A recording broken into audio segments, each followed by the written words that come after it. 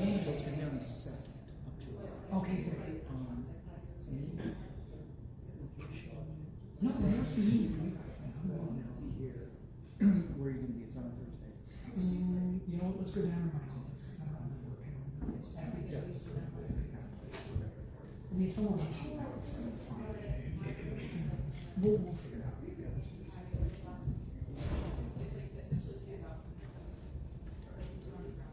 I'm kind of excited about it.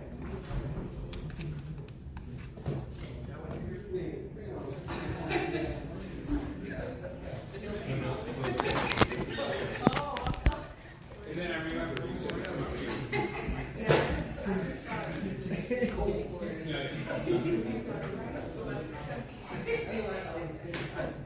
yeah, it's online, but I forgot. So I thought,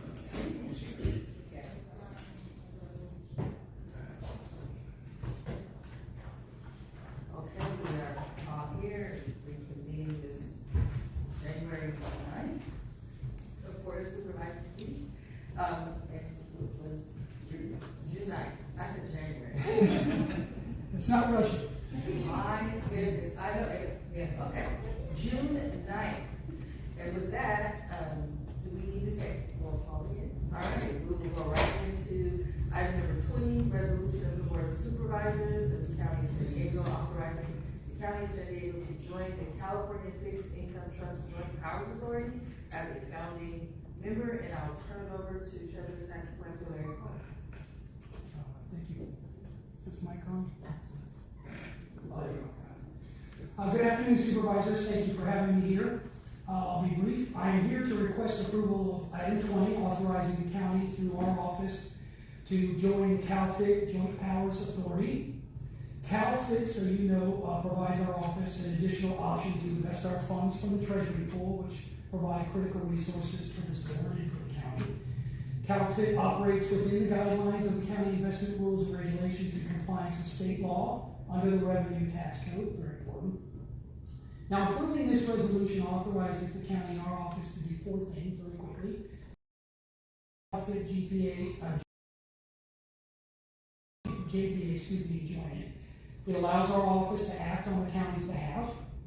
It allows us to appoint a permanent board member to their organization, and it provides ongoing authority to invest in CalFIT, which we're already doing anyway. Now, most importantly, by approving this resolution, you allow the county to secure a permanent seat on the CalFIT board that provides us significant influence over investment policy, risk management, oversight of service providers, and a long-term strategy, a position we deserve given our size and influence. So in summary, we ask that you support this resolution, which further diversifies our investment options, while adhering to the safety, liquidity, and yield performance metrics this board, county residents, and taxpayers expect. It also strengthens our fiscal stability with no new cost and ensures we have a permanent seat on the CalFIT board. I ask for your approval of this resolution, and I stand ready to answer questions along with my Chief Deputy of Treasury, Mr. Herrera. Thank you. Okay, thank you very much. Let's go over the public comment and come back to the board for discussion.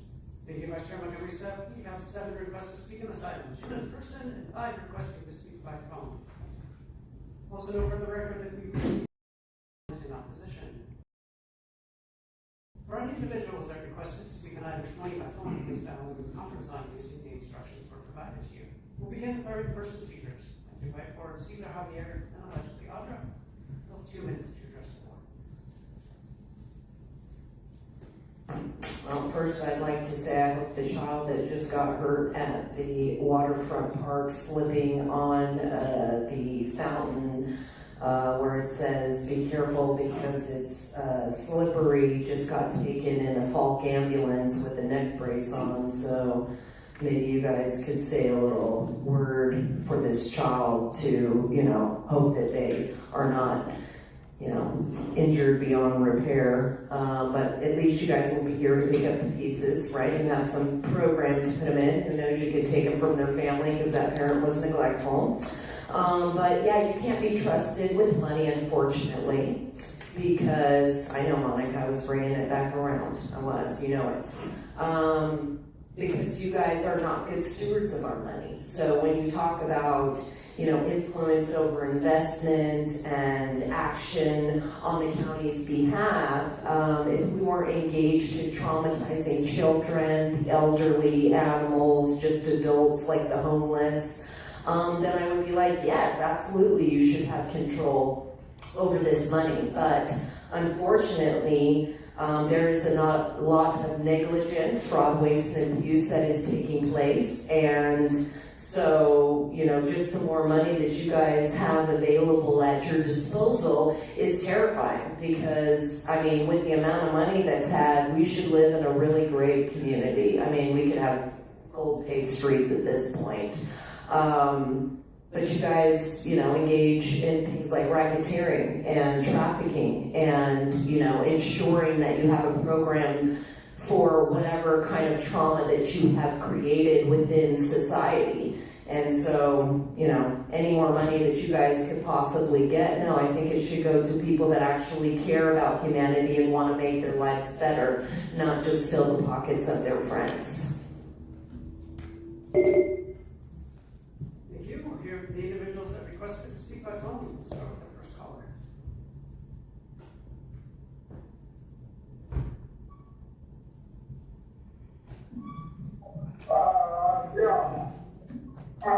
Pretty much the only one to say about this, but good, I hope our new treasurer will, be responsible and,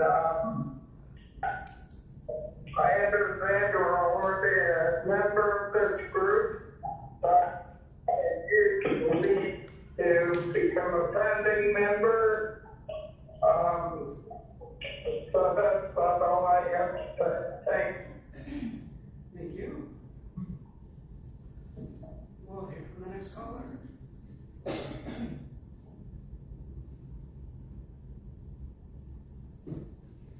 Here, please. Hey, folks, while we're here, okay, so I just wanted to, let's see, okay, so just the obvious thing that Andre just pointed out, that you all are not good stewards of our money.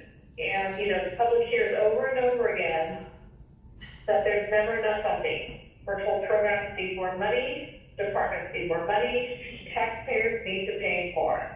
Yes, item after item reveals waste, efficiency, poor oversight, and lack of accountability.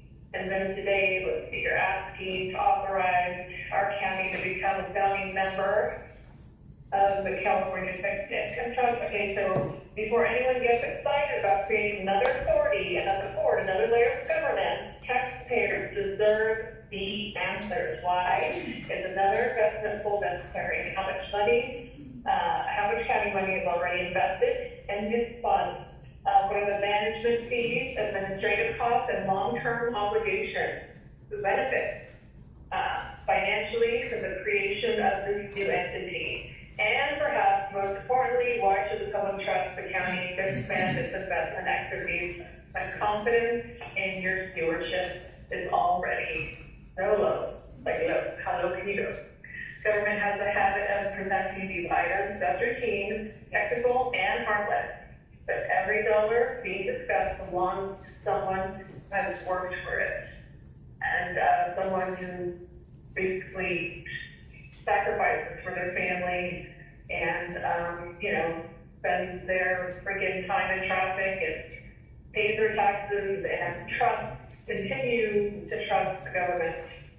And that you guys would handle their money, our money, responsibly. Okay, so again, what can I say? Trust is earned through transparency.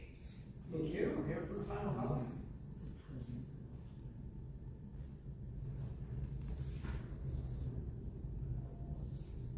Hey there, it's Truth Final Caller. Unqualified Larry Cohen was appointed, not voted in, to the Treasurer Tax Collector role for a short time. And here he is already with a scam to fit Tara the tyrant spoiled political princess demand. What a coincidence that the same day that Manuela Paloma took her oath of lies on July 22nd, 2025, so all of a sudden, there's a fixed income trust JPA that came into being. Of course, only fools believe in coincidences. It's called getting your political pieces or puppets that fit into place. So no, there is no trust, and the deficit-ridden, corrupt county to be trusted as a trustee on a board overseeing tax dollars, then it already isn't trusted. How can Larry seriously write about during peak secured property tax collection period when Manuela Paloma Aguirre refused to pay her own property taxes until I publicly addressed it last year? This is yet another corrupt county entity to be dictated to by Tara the Tyrant. Friends investing in friends, no different than communist Nancy Pelosi. The circular commie kickback, I think we should call it. Unqualified Larry even said this board deserves access to gamble with more tax dollars and create bigger government with the JPA. Really?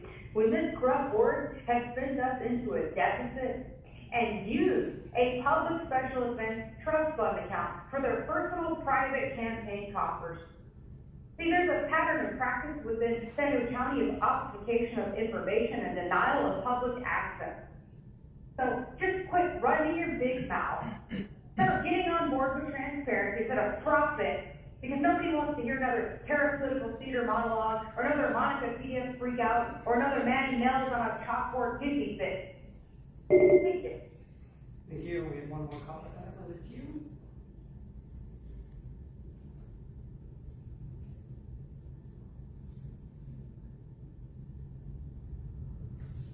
How are we supposed to trust you guys if you're when I get on record that you guys understand the problem with the registration process? You said you're gonna go and investigate, and instead of investigating, you start trying to silence me. So how am I supposed to get on board with anything you guys are doing? I'm still waiting for that investigation. I filed a PRR so that I could get the data because you refused to do it. It's not, I mean, yes, there's a duty of the people to go ahead and make sure that you're doing your job. You guys ignoring the people because you want to push your own agenda, I don't understand. I really, really, truly don't understand. And I'm fully aware why you guys were elected is because you don't really comprehend much. Or else you would recognize the actions that you're doing is hurting us all. You guys pitting us against each other is hurting us all. But you need to pass your agenda that you could care less about us and you just go with your stockholders, which is like NGOs and unions. Now, I would like you, when you identify all the people that you're going to go ahead and give me the list, I would like you to go ahead and identify which groups made those people. And then I want you to investigate those groups. Every single group on both the Republican and Democratic side. Every single one of those people you identify, I want a full investigation and proper steps. I mean, if you ask me to do it, then I'll go in and deport every single person that shouldn't have voted in that election. But you're going to go in and identify them for me. And then you're going to go in and explain to me why you are not following the law on the deportation side. I can care less.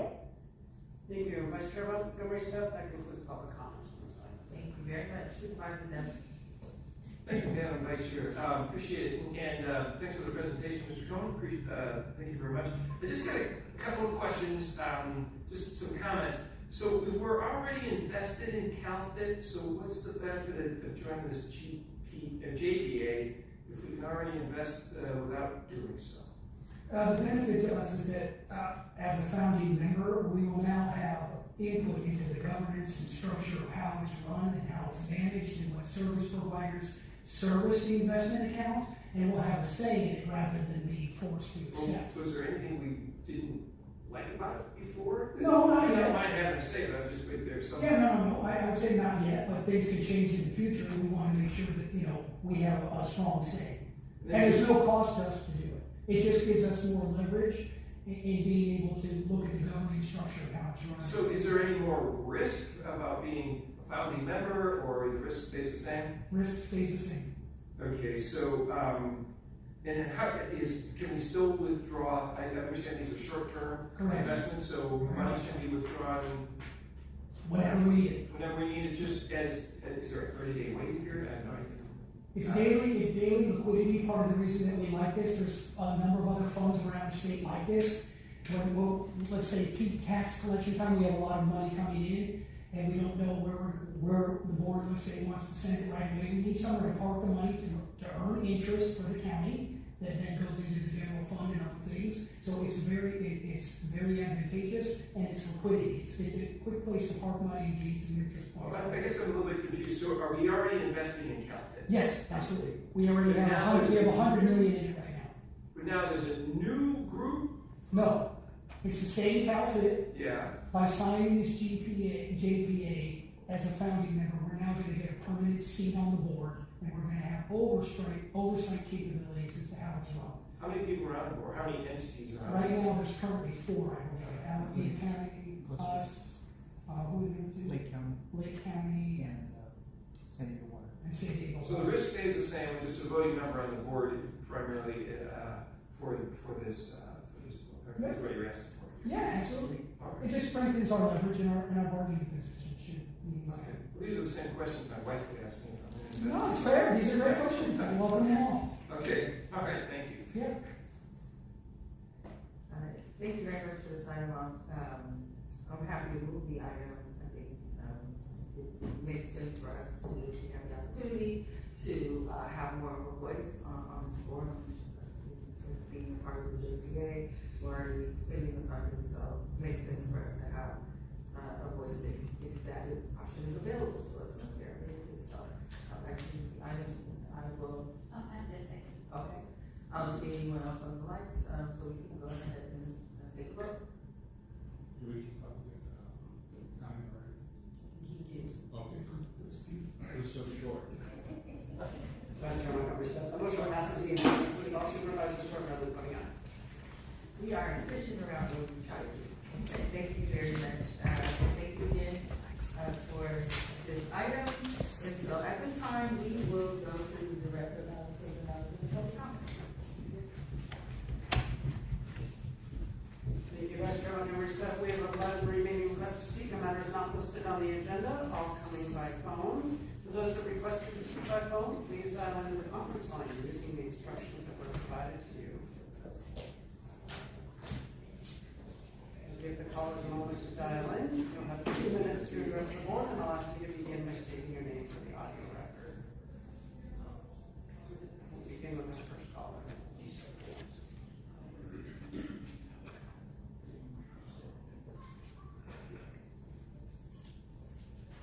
Hello, board member, this is the Admiral speaking. Resident of Chula Vista District 1, I'm calling on item 19. I do support the approval of this plan, but I want to also emphasize the importance of strong accountability, and mechanisms in the tracking of funds to prevent the corrupt. Mr. Rivera, we're gonna stop your time here. That item has already been heard. This is your opportunity for non-agenda public comment at this time.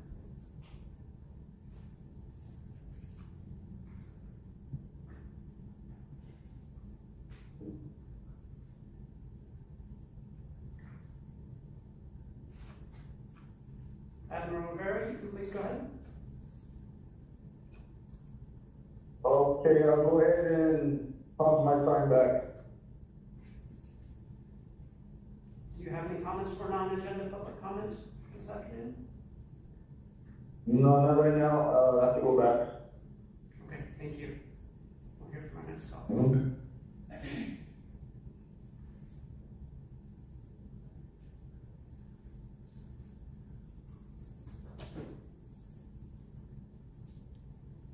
Good afternoon, Board of Supervisors. Terry Ann Skelly here. I'm a planning group member, a parent, and a public health educator. Earlier, I spoke to item 18 regarding creating an opportunity for residents of unincorporated communities as well as the residents of the county's 18 cities to participate in decisions that affect them, sometimes dramatically.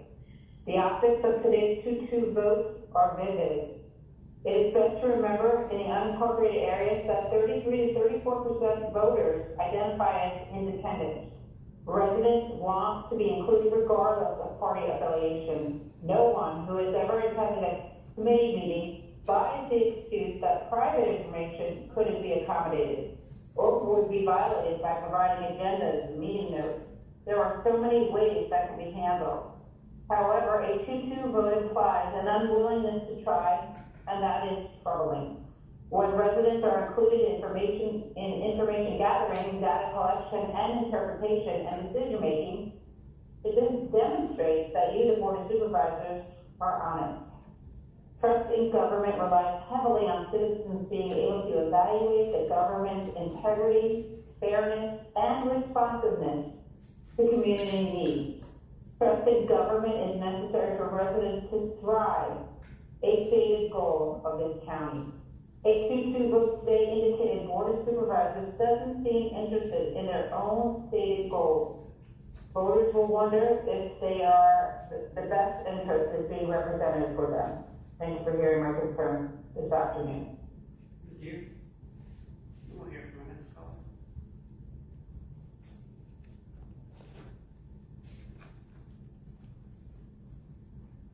Good morning. Excuse me. Good afternoon, Board of Supervisors. Here at our planning group in the unincorporated area, we've been receiving presentations from public health groups regarding the value in the unincorporated areas of having smoke-free public places.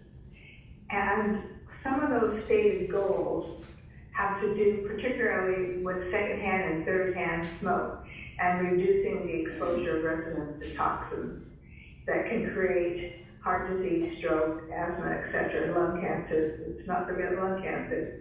And how really important it is to have outdoor areas that are smoke and free so that we can all breathe and enjoy them that much the more. So I have to ask, why? Why would we want to increase vaping and smoking in our unincorporated area by providing marijuana storefronts and the cultivation of marijuana crops? How can that ever contribute to what we know to be an unsafe practice of smoking and vaping? We wouldn't wake up in the morning and say, oh, we need more tobacco stores out here. Heaven no, that's the last thing that a county that provides health services would want. So why would we want to do that and increase access and mobility of marijuana use? We are really concerned out here what's driving this. Thank you. Thank you. We'll hear from our next caller.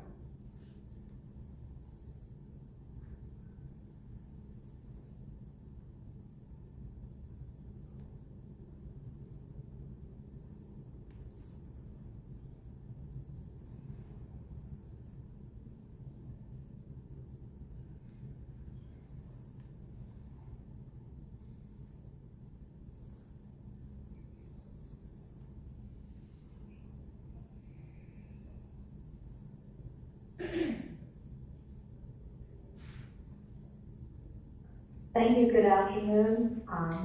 My name is Kathleen Lippett. I tried and failed to support Supervisor Anderson's recommendation this morning about subcommittee transparency, but I do want to support that he should have been respected, and that was a small step that could have been taken on behalf of bipartisanship by the board majority, and they should have done so. Also want to address the reductions in funding for youth and early intervention. They are counterproductive. The primary focus on providing wraparound services to those with the most complex needs is not the right step. It is the antithesis of sound public policies because pills are the most expensive, least sustainable, least effective, as well as carrying the highest rate of recidivism.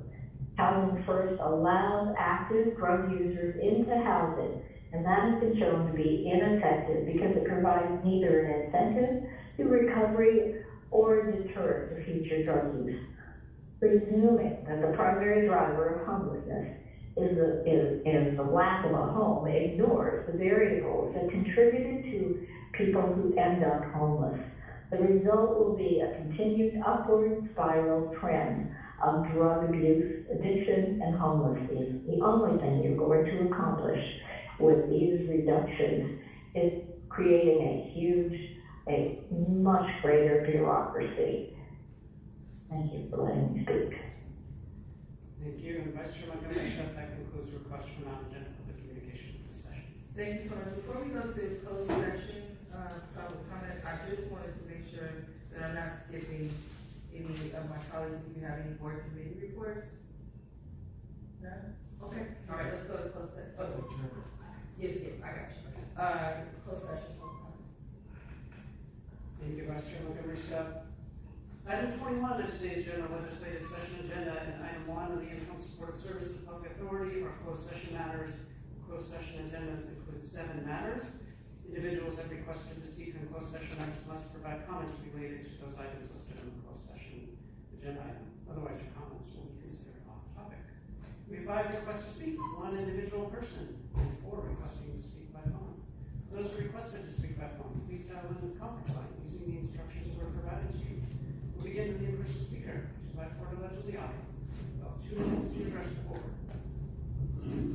So as we're doing employee reviews for Ebony and Andrew, you know, I'd like to think, Andrew, you trying to hide that there was no quorum is very negligent. And Ebony, you're the one that signs off on all the money.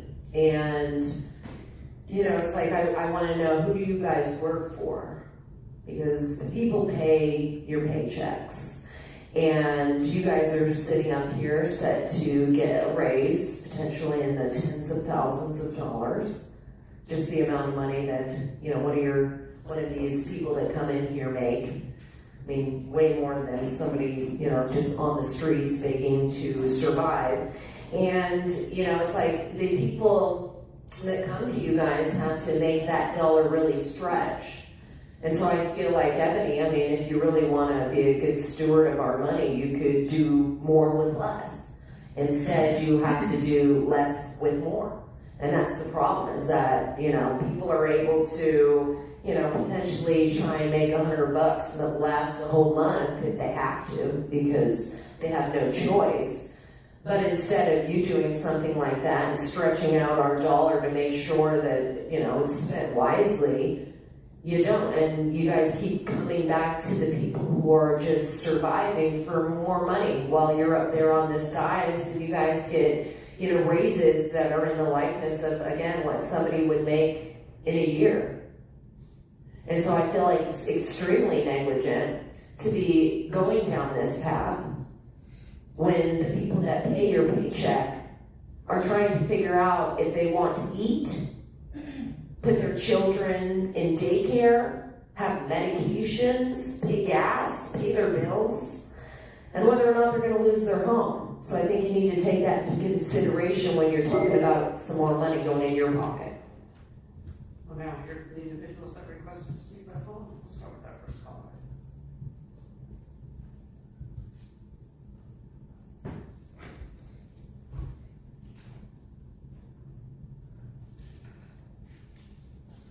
Okay, Coach Paul here.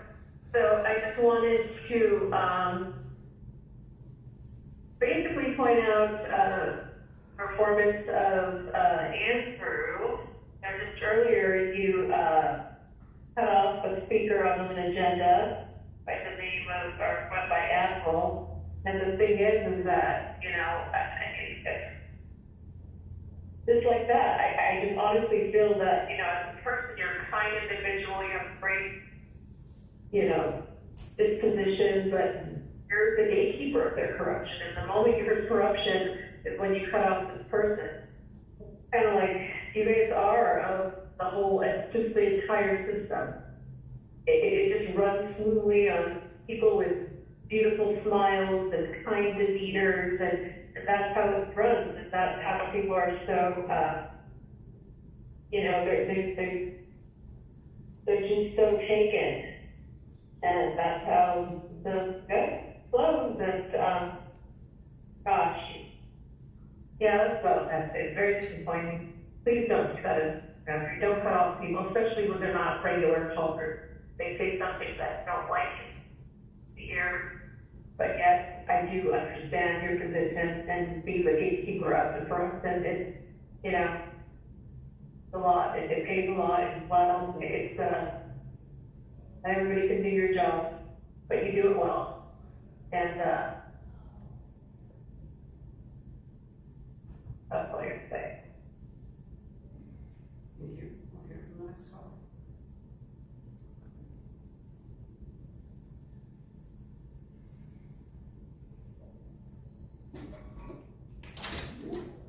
Although, during performance of that evaluation, excuse me, the CEO and the clerk are good, especially the clerk who is working hard to increase transparency and public participation, although I don't know what's going on with everything. Since Andrew Evan was jailed for a misdemeanor without bail, and families are still being torn apart without good reason, note to the chief probation officer. Alvarez versus Kathy, in her way discrimination case, don't know it's taking 3 years. Alvarez versus Kathy, the jail knew that her son was mentally ill and suicidal, and put him in an observation cell where the jailers were supposed to check him every 15 minutes and monitor him the camera. They did check for 45 minutes and he suffocated himself. Better settle. And the third case looks too new to really know anything beyond the construction injury. Arabella McCormick being starved and murdered. Delilah starved to death at 3 months by her unadopted parents. Andrew Evan tortured, kids taken now, brutalized by the cops. Along the Lopez, kids taken. The 150 or more Polanski Center abuses, on and on. Makes me wonder if Ford takes more care of his son, and the grief endures all the harm to others that all seek cause after they were. Thank you. We'll hear from the final caller.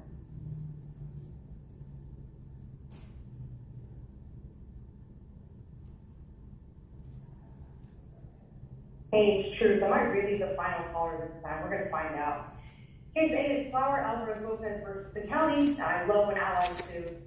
Case B is James Palacios versus the county. Ivan Ortiz committed suicide via a plastic bag in a jail cell, and his mother claimed wrongful death due to deputies allegedly not monitoring him and his suicidal thoughts.